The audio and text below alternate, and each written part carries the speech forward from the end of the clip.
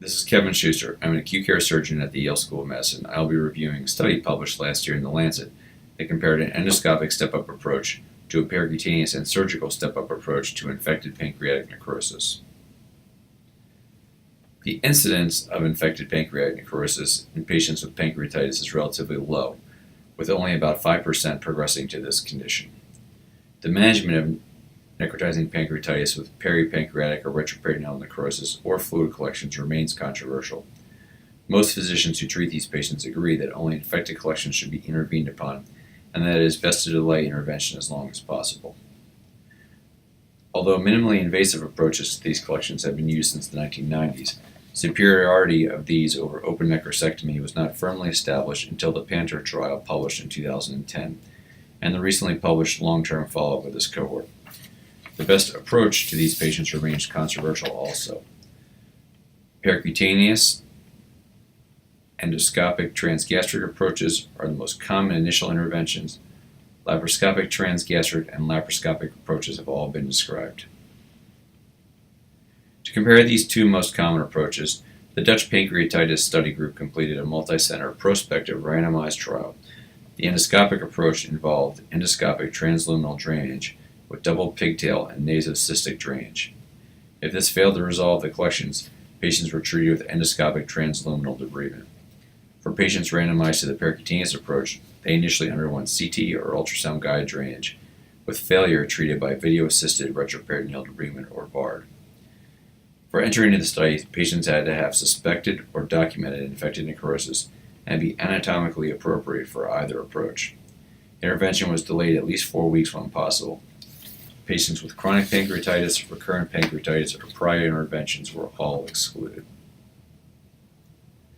The investigators defined their primary outcome as death or major complication within 6 months of randomization. Major complications included new onset organ failure, bleeding requiring intervention, visceral perforation, or development of an enteric fistula.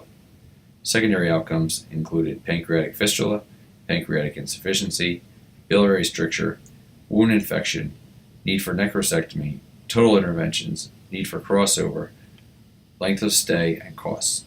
All of these were analyzed by both intention to treat and per protocol. 98 of 418 screened patients were randomized, 51 to an endoscopic step-up and 47 to a surgical step-up approach. Prior to intervention, 1 patient in each group was withdrawn due to spontaneous improvement. 2 patients crossed over to surgery due to endoscopic failure. The primary outcome of death